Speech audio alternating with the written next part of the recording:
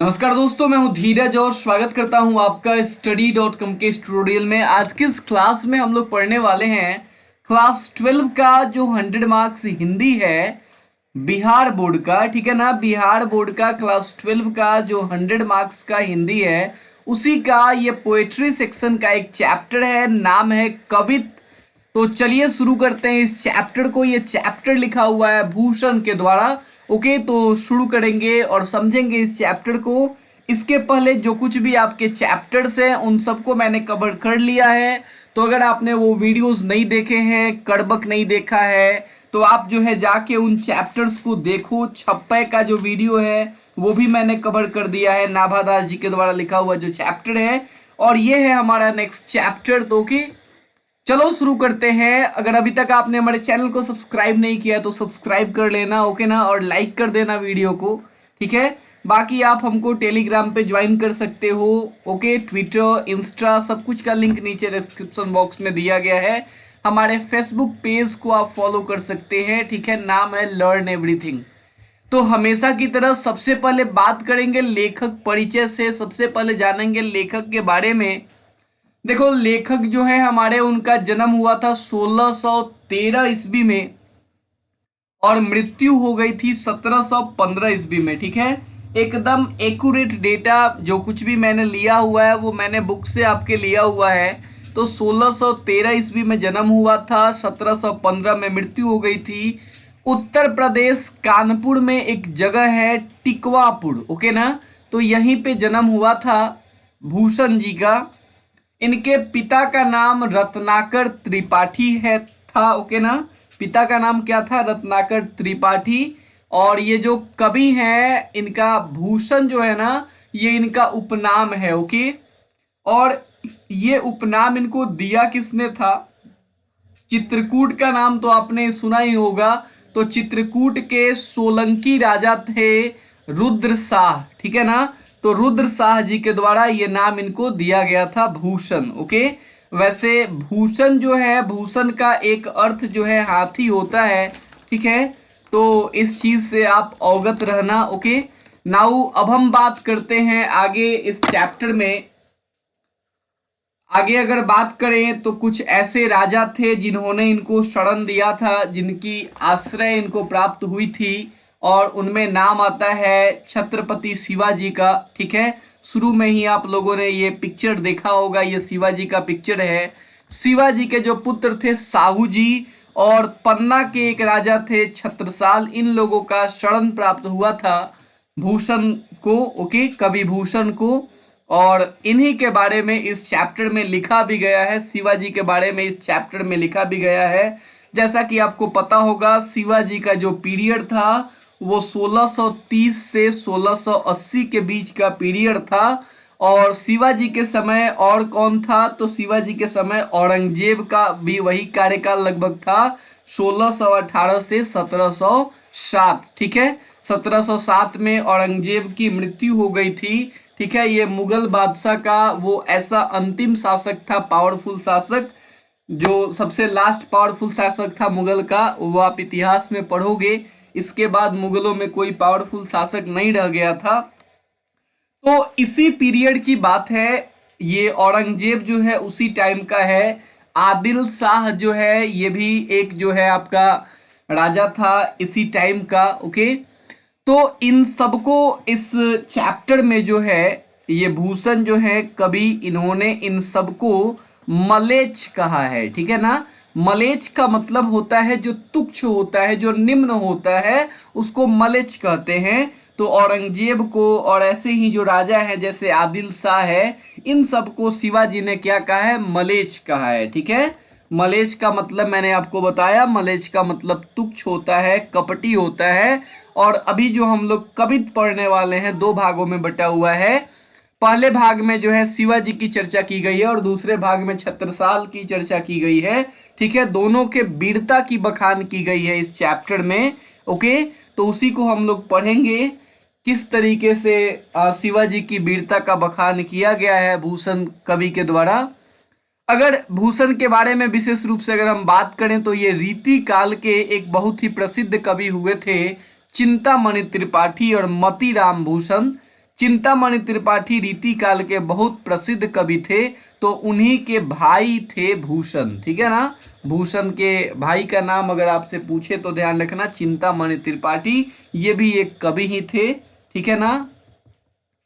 आगे अगर हम बात करें कि भूषण ने कौन कौन सी रचनाएं की, तो भूषण के द्वारा जो रचनाएं की गई हैं वो आपके सामने है। इनकी रचनाओं में है शिवराज भूषण, शिवा बावनी, छत्रसाल दशक, भूषण हजारा, भूषण उल्लास, दूषण उल्लास। ठीक है, ये सारी कुछ रचनाएं हैं जो भूषण के द्वारा की गई हैं। आपकी जानकारी के लिए बता दें कि भूषण जो है ये रीति काल के कवि हैं और साथ ही साथ ये वीर रस के कवि हैं। ठीक है, तो डायरेक्ट क्वेश्चन यहां से बनेगा। अब तो ऑब्जेक्टिव का जमाना हो गया है, 50 क्वेश्चन आपके ऑब्जेक्टिव से मिल रहे हैं, मतलब कुल मिला के 50% ऑब्जेक्टिव आपको मिल रहा है। ऑब्जेक्टिव पे विशेष फोकस करना भाई। लेखक का नाम तो याद कर ही जाना कि इस चैप्टर को किसने लिखा है और साथ ही साथ कि वो किस काल के कवि थे। ध्यान रखना भूषण रीति काल के कवि थे और इन्होंने वीर रस की प्रधानता दी है, मतलब कि वीरता के बारे में ज्यादा इन्होंने बखान किया है। ठीक है ना, ओके। वीर रस, वात्सल्य रस, पीछे जो है मैंने आपको बताया था वात्सल्य रस की। ठीक है, किस चैप्टर में हमने चर्चा की थी वात्सल्य रस की, वो अगर आप जानते हो तो कमेंट कर देना नीचे, अगर आपने हमारा वो वीडियो देखा है तो। चलो अभी शुरू करते हैं कवित का भाग 1। ये है आपका भाग 1, इसमें हम लोग भाग 1 पढ़ेंगे और अगले भाग में हम लोग इसका भाग 2 पढ़ेंगे। ठीक है, तो इसमें शिवाजी की बड़ाई की गई है, शिवाजी के शौर्य का बखान किया गया है, उन्हीं का गुणगान किया गया है और कहते हैं कवि भूषण कि इंद्र जिमी जंभ पड़। ध्यान रखना, इंद्र जिमी जंभ पड़। इंद्र समझ में आता है, देवताओं के राजा हैं इंद्र। ठीक है, सभी देवताओं के मालिक हैं और जंभ का मतलब होता है यम, मृत्यु का देवता। तो कहते हैं भूषण कि जिस तरीके से मृत्यु के देवता पर इंद्र का राज है, 12 जेव अम्ब पर, और जिस तरीके से 12 का मतलब होता है, देखो हमारे अलग अलग तरीके की अग्नि होती है। ठीक है, तो 12 जो होती है ना, इसको कहते हैं समुद्र की अग्नि। जो समुद्र की अग्नि होती है उसको 12 कहते हैं। जो पेट की अग्नि होती है उसको जठराग्नि कहा जाता है। ठीक है, जो जंगलों में अग्नि होती है उसको दावानल कहा जाता है। ये सब कुछ तो आपको पता ही होगा, मैंने पीछे भी इन सब चीजों की चर्चा की है विभिन्न वीडियो में। तो 12 का मतलब होता है समुद्र की अग्नि। जैसा कि आप सभी जानते हो, अगर थोड़ा सा हम भूगोल की बात कर लें तो आपको पता है कि धरती के नीचे अगर आप जाओगे तो चीजें जो है पिघली हुई अवस्था में मिलती हैं। ओके, तो अगर वहां से आप सेंस लेके समझो तो ये समझ में आएगा।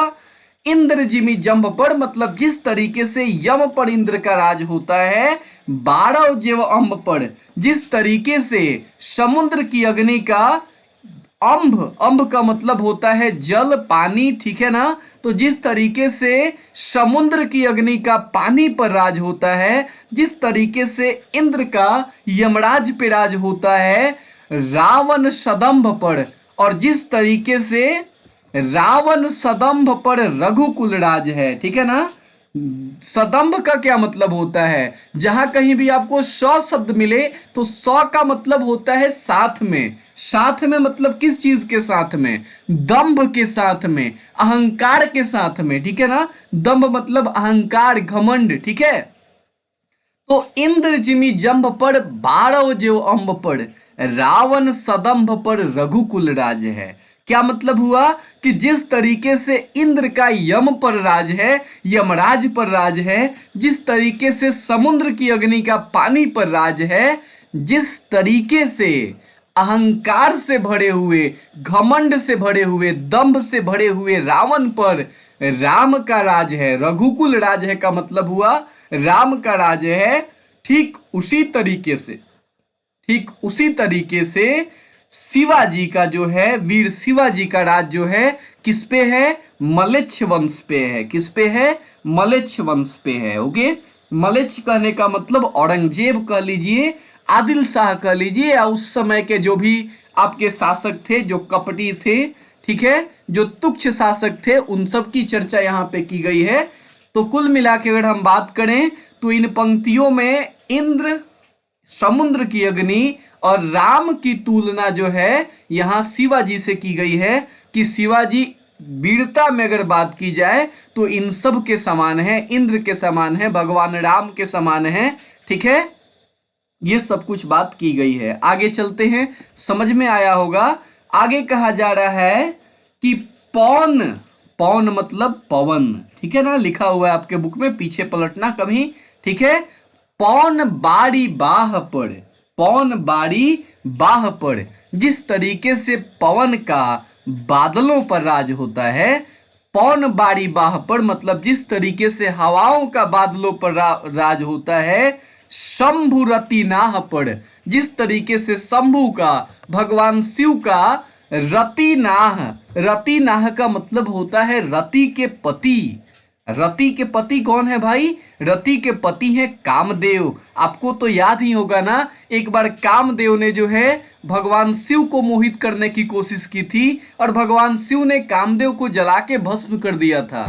तो वही कहा जा रहा है, वही कह रहे हैं कवि भूषण कि जिस तरीके से रति के पति पर, मतलब कि जिस तरीके से कामदेव पर भगवान शिव का राज है, जिस तरीके से बादल पर हवाओं का राज है, ज्यों सहस्त्र बाहु पर राम द्विराज है। और जिस तरीके से सहस्त्र बाहु एक राजा था, ठीक है, जिसका घमंड जो है भगवान परशुराम ने चूर किया था। भगवान विष्णु के 10 अवतारों में से एक अवतार भगवान परशुराम, ठीक है।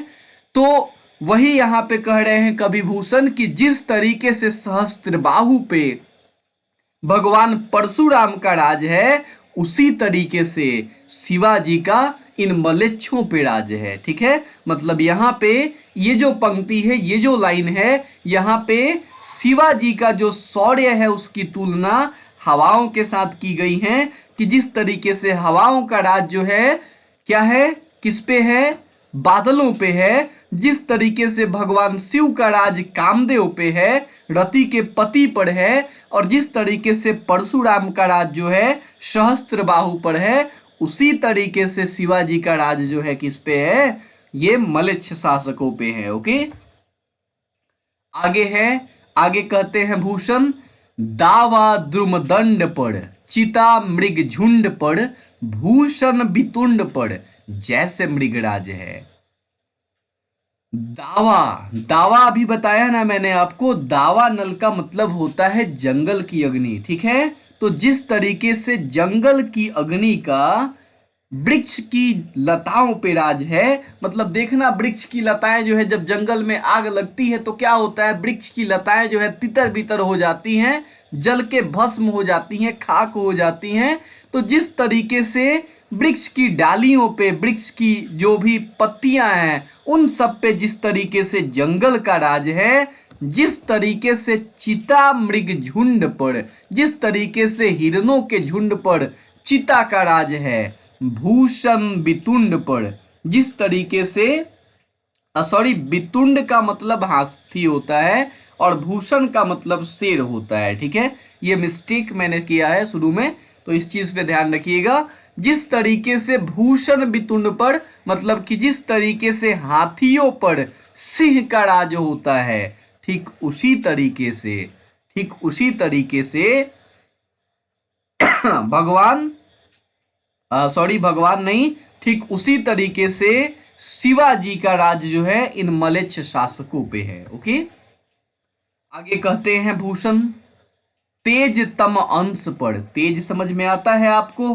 तम का मतलब होता है अंधेरा, तेज तम अंश पर जिस तरीके से उजाले का अंधेरे पे राज है, कान्ह जिम कंस पर, और जिस तरीके से कृष्ण का कंस पर राज है। ओके, यौ मलेच्छ वंश पर शेर शिवराज है। उसी तरीके से भूषण जी कहते हैं कि जिस तरीके से अंधेरे पर उजाले का राज होता है, जिस तरीके से कंस पर भगवान कृष्ण का राज होता है, जैसे भगवान शिव का राज रति के पति पे है, जैसे सहस्त्रबाहु पे परशुराम का राज है, जैसे यम पे इंद्र का राज है, जैसे रावण पे राम का राज है, ठीक उसी तरीके से शिवाजी का राज जो है किन पे है, इन तुच्छ मलेच्छों पे है। ठीक है, तो ये है आपका फर्स्ट ये जो भाग है फर्स्ट पैराग्राफ है, आगे हम लोग चर्चा करेंगे अगले वीडियो में इसका जो दूसरा भाग है उसकी।